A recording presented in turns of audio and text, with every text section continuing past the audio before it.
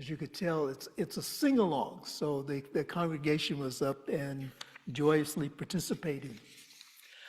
So good morning and welcome, and thank you to our Facebook family that is joining us and our YouTube.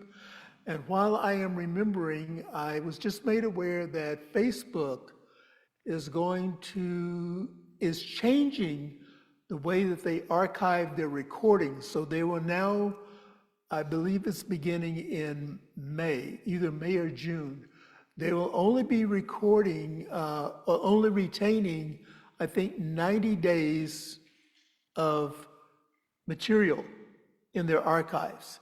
And so we're inviting everyone to make sure you subscribe to our YouTube channel so that you can go back and review prior talks that may have had some information that helps you along the daily journey. And so thank you for that. And I'll share more information as we just continue to move along as reminders to join our YouTube channel. We're continuing our April 2025 series, Fertilizing Our Future. And this is a call for us to focus on the long-term cultivation of our inner and our outer worlds. Our topic today, Visioning Beyond the Horizon, is an experience that allows us to align our daily actions with our long-term goals, releasing limiting beliefs, and connecting with Spirit's highest vision for our lives. Yesterday, as part of my self-care and play routine, I had the opportunity to attend the Cirque du Soleil production of Echo in San Jose. I highly recommend it. If you haven't seen a Cirque du Soleil performance, this would be an ideal one to go and see from my perspective. It is playing, this performance ends on May the 11th in San Jose, and it will be showing in San Francisco, November the 20th to December the 21st. And just a little bit about the show. Echo follows the story of an inquisitive young woman by the name of Future. And she has her dog with her, Iwa. And they explore the sacred bond between animals and nature. So the choreography and the staging shows various animal forms and how they're all integrating and cooperating and living in harmony. And the story also is featured around this gigantic cube that is on the stage. And the cube unlocks a lot of the mysteries of life. And so it's interesting to see the back and forth and the way that everyone interacts with this. So it was very delightful. I tell you, there were parts in there where I laughed. I thought I was bad. I think I was having more fun than some of the kids that were in the audience. But it was a beautiful production. It was a nice way to just unwind and relax. Today, our topic, Beyond Visioning, connects us with and complements the traditions of Palm Sunday and Holy Week.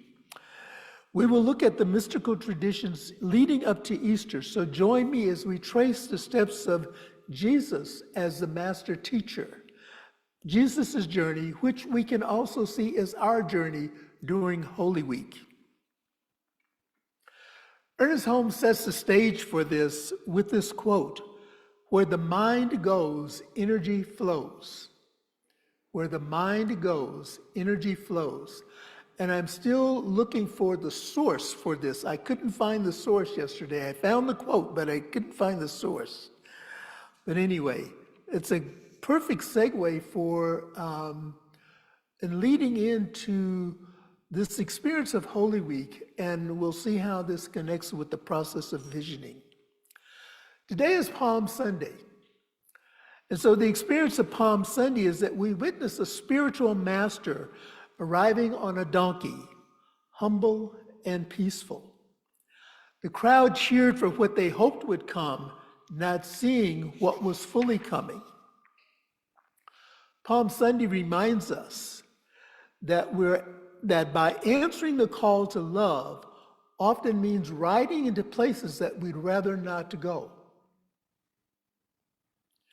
Jesus entered Jerusalem not with force, but with courage, cloaked in humility, knowing full well what lay ahead.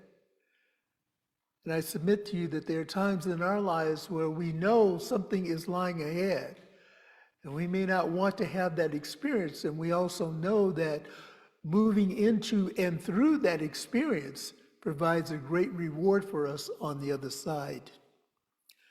Palm Sunday also reminds us that true surrender is not giving up. It is giving over. It is trusting that the path of compassion, though costly, is worth it.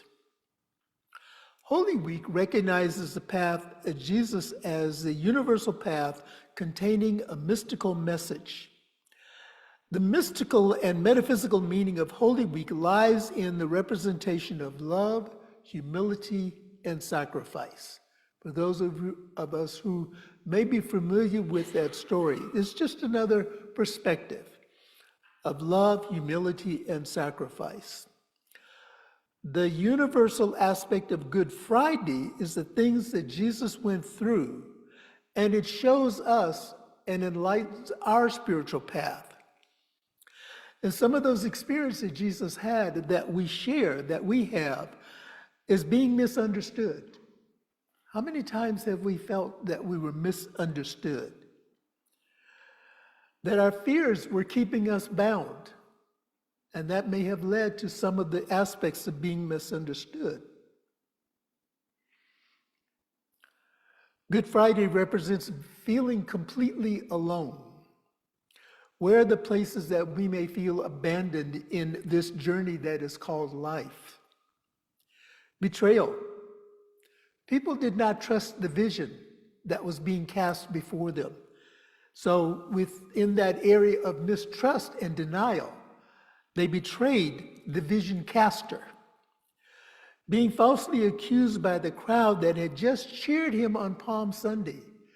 Where have been those experiences in our lives where we have been cheered, moving into a new experience of being greeted by a crowd, and then the crowd disagreed with or was not in alignment with or could not see the vision that was being cast for them, and so they turned?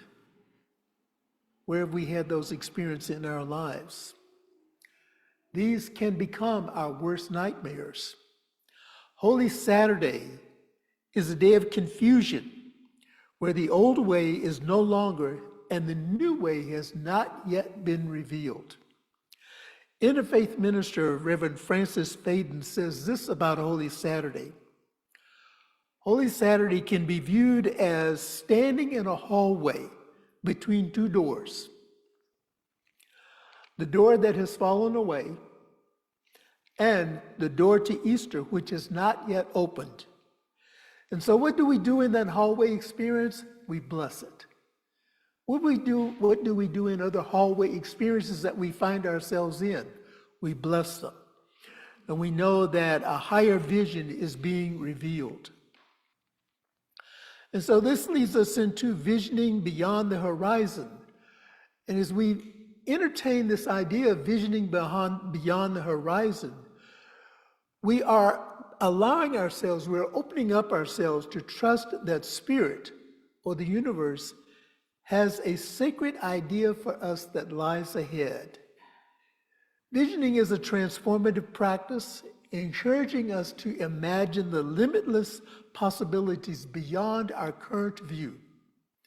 And this is where we're planting those seeds. Our monthly theme is fertilizing our future. So we're planting those seeds through the process of visioning that allow us to connect with, to align our daily actions and our long-term goals, to release limiting beliefs and connect with Spirit's highest vision for our life. And I offer the following illustrations of how the practice of visioning beyond the horizon will have an impact on our lives. Visioning connects us with the divine mind as we seek to understand Spirit's highest vision for our lives. And I'm repeating this because I want us to get this message that visioning is not about mind mapping or mapping out a process. And I'll talk a little bit more about that later. The primary purpose of visioning is to connect us with the divine mind, to go within and to seek an understanding of Spirit's vision for our lives. The process involves consistent actions, asking deep, reflective questions, and listening for insights from within. We're listening for the inner voice that is speaking through us. It requires mindfulness and intentionality. The results allow us to dream bigger and look further. We envision a future filled with opportunities and growth, and we consciously align our daily actions with our long-term goals and create a path leading us to our desired outcome. The second point is that we recognize and release our limiting beliefs. This is one of the outcomes of the visioning process. These limiting beliefs are deeply ingrained thoughts or perceptions that we have about ourselves, about our abilities, and they stem from past experiences, societal conditioning, and also our negative self-talk. Visioning allows us to move beyond those negative self-talk aspects that we engage in. I shared with you last week my experience of the time with my daughters, and I had shared something with them, and their memory and recall of that experience was totally different from mine. And so as I'm driving back home, the committee in my head decided to engage itself and go with, well, what if? And then, and what if? And then. And this is what our limiting beliefs do to us and our negative self-talk. It takes us to that place of, well, you should have, and if you had, and then, it takes us down this road into the rabbit hole that does not really align us with Spirit's vision for our lives. And so by recognizing and releasing limiting beliefs and fears, we take that first step towards liberation. A key point, we're taking that first step towards liberation. These beliefs act as an invisible chain restricting our growth and potential and preventing us from seeing and seizing opportunities that lie ahead. Self-reflection and awareness, asking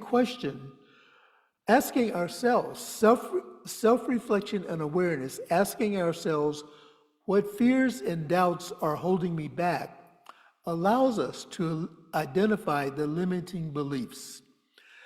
And so we ask, what stories am I telling myself about limiting my potential? For example, if you feel that you cannot achieve success, this belief will manifest in your actions and decisions, often leading to self-sabotage. And I was reflecting on this, a conversation that I recently had with someone, and they were asking me about, or sharing about experiences of being at the beach or being at a pool and swimming. And in the conversation, I acknowledged that I have this fear of swimming, and it stems from childhood. And it's actually a fear that was instilled in me by my mother. And, Mom has been gone for quite a few years, but that's still binding. I still find that as binding. And so I have convinced myself, based on an external model that I'm still holding on to, that I can't swim. Even though I have taken swimming lessons many, many different times. And I do know that instinctively, if I were in a situation where I had to demonstrate my awareness and knowledge of being able to swim, that I could do that. And so for me now to break that chain, to let go of that self-sabotage, I have decided that I am going to just immerse myself in a pool and just be there and get acclimated and get comfortable with the water. reprogram my mind, if you will, to know that that is a safe place for me and that I can survive in that environment. So this is just an example of something that is happening in my life. And once we identify these limiting beliefs, we can challenge their validity and replace them with empowering thoughts and empowering behaviors. Here is where incorporating meditation and visioning exercises into our routine lives expands our perspective and allows us to stay motivated and focused, even when the immediate results may not be apparent. And the third point is to embrace the transformative practice of visioning. And this involves, again, connecting with the divine mind to uncover Spirit's highest vision for our lives. The practice of visioning goes beyond mere goal setting. So we don't have a roadmap, we don't have an action plan, and we're visualizing ways to engage and the steps to go into that visioning plan, or into that visualization plan. With visioning, there are questions that we ask in the visioning process, and we listen inwardly for the response, for that download from Spirit to provide us with the wisdom that we're seeking that leads us to recognizing our higher potential. Visioning requires a quiet mind and an open heart, allowing us to receive divine guidance and insight. And our key visioning leader, Denise Kaku, thank you, Denise, for your commitment to the visioning practice. Denise always invites us to open our heart as we're setting the stage for the visioning practice. So thank you for that reminder. As we surrender to a greater plan and trust the universe to reveal a higher purpose for us, we align ourselves with the highest possibilities for our lives. The visioning practice may not always reveal solutions, but it gives us prompts and it opens us to be mindful of the solutions that exist for us. We take inspired action based on the insights, we gain clarity, and we are empowered to take bold steps towards our dreams, reminding us that we are co-creators with the divine and that we are capable of mastering a life greater than we can imagine. And so I'm offering an invitation.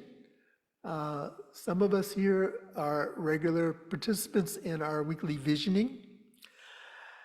And I'm inviting us as a community to engage in the visioning process. And I begin with this quote by Leon Loganthesis. I believe I'm pronouncing that name correctly. But anyway, he says, "You won't find God by being perfect. You find God by showing up messy, honest, and real." And this is how we show up for visioning. This is how we show up for our meditation practice. This is how we show up for our gatherings on Sunday or other times we gather. We don't come in here perfect. And I really want to emphasize that. God does not require that we come into its presence, however we define that, as perfect. You know, in some of our traditions, people feel that they have missed the mark, and so they are unworthy of being a part of the community, so they go away. And actually, it should be the opposite. We bring our messy selves, we bring our true, authentic selves, we bring the essence of who we are into the community, so that as a community together, we move forward and we become more honest and more real with each other. It's a place where we have those bold or those sacred conversations where we listen for understanding rather than listening for responding. And so the invitation is to join us each Tuesday at 5 p.m. And there's a slide that has the information on there, and I'm going to invite our tech team to post that slide for us. Each Tuesday from 5 until 5:45, we gather for visioning via Zoom. This is done via Zoom. And the link is here, and I've asked our tech team to post it here so that you can save this. If you subscribe to our newsletter, that information is in there. But if you would like to write it down now or know that it's on our Facebook page and on our YouTube channel, you can go back and refer to it for the information. And when we gather for visioning, thank you for inserting that. Thank you so much. In the visioning process, we ask, we listen, and we act on the insights we receive, knowing that we can manifest a greater life than we thought we could imagine. Now, I realize for some of you, Tuesdays may not work for a variety of reasons. And you can do the visioning process. It's good to do it as a group. We can also do it individually. And there are 5 visioning questions that we ask. And the first one is, what is Spirit's highest vision for my life? And we pause, and we go inward, and we listen. And the beauty of the visioning practice is that as we're listening inwardly, we listen for perhaps a sign, maybe a symbol, maybe a color, maybe a shape, maybe a word. It doesn't always be a word. And sometimes in the process, we don't realize anything. And that's okay, because it's still working. And so the second question we ask is, what must I embrace? What must I embody? What must I be or become to manifest this vision in my life? And again, we listen for the response. The third question we ask is, what must I release? What must I let go of? What is complete that now allows me to manifest the vision?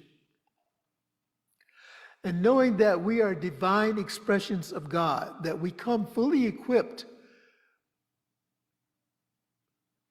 for this life experience, the next question we ask is, what gifts do I bring to this vision? So as we are visioning for the center, we are asking, what gifts do I bring that will enhance the life of the center, that will allow it to expand and grow, or whatever it is that we're visioning for, knowing that we have those gifts already in. Sometimes the answers may reveal themselves as, I bring compassion, I bring love, I bring peace, I bring joy. So it's opening to whatever that is revealing itself for you. And then finally we ask, and this probably is the maybe more important question, we ask, is there anything else that I need to know in this moment? And I know Spirit sometimes takes me on a worldwide tour to get back to what it is that I need to know in this moment. And so I invite you to capture those questions and join us if you can on Tuesdays at 5 p.m. via Zoom, or to engage in the process yourself. Or you may choose to form a small group that meets at a different time and just go through the questions. You don't necessarily need a facilitator to guide. It's nice to have someone to ask the questions so that you're engaging in the practice. Trust the insight you receive and know that you are divinely inspired and that everything, absolutely everything, is always working for our highest good. Together as a community, we support each other in manifesting a future filled with growth, opportunities, and collective fulfillment. And so as we vision beyond the horizon, as we go through the experience of Holy Week, which we're entering into, as we stand in that corridor between the two doors, know that the Easter door that is opening is not defined by a specific date and time. We stand in that corridor every day where something is closed and something is yet to be opened. And so in that gap is where we know that Spirit's highest idea for our life is being revealed. We embrace it, we accept it, and we know that is the right and proper guidance for our lives. And so I invite us now to say together our affirmation for the week, and we'll say this 2 times. I set my sights beyond the horizon, naming my intentions I desire. I set my sights beyond the horizon, aligning my intentions with the future that I desire. And now let us pray together. What I know to be true is that right here and right now, there is only one thing happening, and that is life expressing in its fullness, in its majesty, in its magnificence, and in everything that is a part of our lives. And I know this to be true because there is only one life. That life is God's life. That life is whole, it is perfect, it is complete. And it is a life that I am living right here and right now.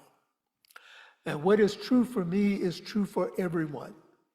Each one is living the life of the divine expression of Spirit. Each one an individualized expression of the One. And so as we gather together in oneness, as we gather together in the spirit of unity, as we gather together in preparation for this journey that is set aside as Holy Week, we know that the Palm Sunday experience of being cheered on by the crowd can be an illusion if we fall into that trap. And so I speak my word this morning, recognizing that as I am divinely guided, as I tune out the noise of the crowd and listen to what Spirit is revealing through me and to me and as me, that my life unfolds in magnificent ways. I speak my word for listening. I speak my word for knowing that the truth is always being revealed, and then I pause to take the time to recognize it. And knowing and affirming this to be my truth, I know it is the truth for each one that is gathered here in our magnificent spiritual center, as well as those who are joining us via the technology through the various outlets where this particular broadcast is appearing this morning or whenever it is being viewed. I speak my word acknowledging that along this journey called life, there are places where our collective paths will intersect. So recognizing that the truth known in any place is known in every place, that along the path as truth reveals itself, we share those connections with those who are with us in this journey called life. And at those points where our paths separate, we separate in love, we separate in friendship, we separate in harmony, knowing that it is only a physical separation, that in the mind of God, that everything is united, that we're all one. I speak my word this morning for peace and for calm and for divine guidance for anyone and everyone who is experiencing a transition in their lives. Transitions, however we define them, transitions may be moving from one location to another location, releasing something old, embracing something that is new, releasing a loved one who has completed the experience of this physical journey and has now stepped into immortality, knowing that each time we recall a smile, a kind word, an expression of wisdom, that they live on in our lives and in our memories. I speak my word for those prayer requests that we hold within the recesses of our heart, knowing that the answer is always yes.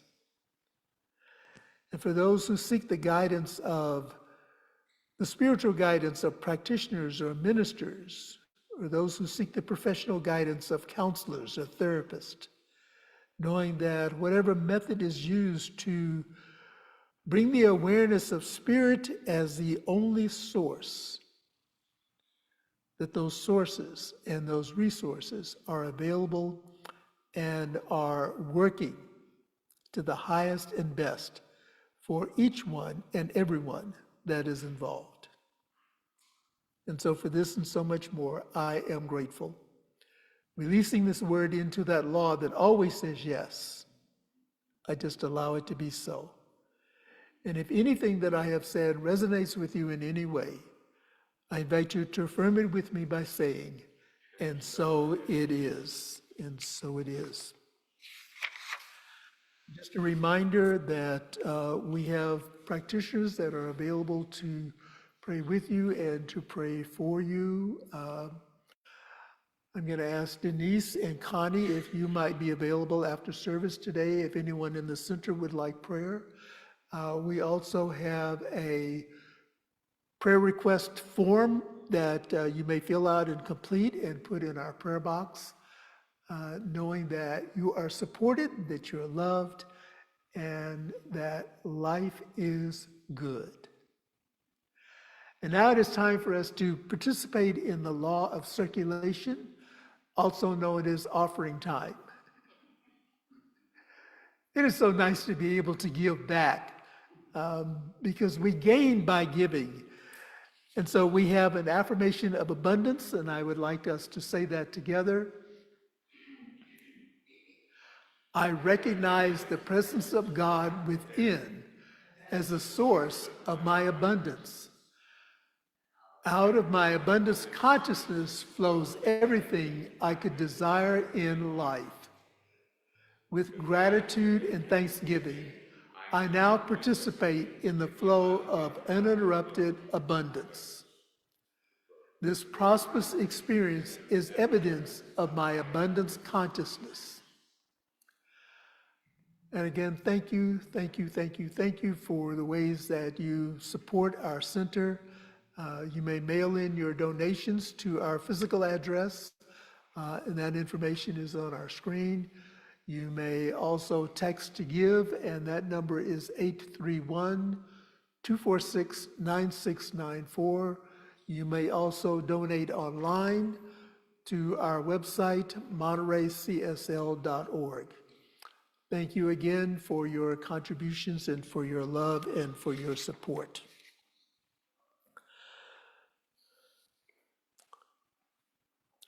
We invite our Facebook and YouTube audience to visit our website and to sign up for our weekly newsletter if you are not a subscriber to that. And also remember that Facebook is changing the way they archive the recordings, so make sure that you like and subscribe to our YouTube channel so that you will have access to prior recordings of our Sunday celebration. And we invite you to join us next week as we continue with our April series, Holistic Growth, No Quick Fixes. And next Sunday is also Easter Sunday. And so we invite especially those who are viewing via Zoom and those who are here in the center to wear your Easter bonnet, your Easter hat, your Easter caps, your crowns, we will have a magnificent fun time together, and also following the service, for those of you who are here in the center, we will have our Easter egg hunt. And so to our Facebook and YouTube community, we say thank you for joining us. We love you. God bless you. We appreciate you.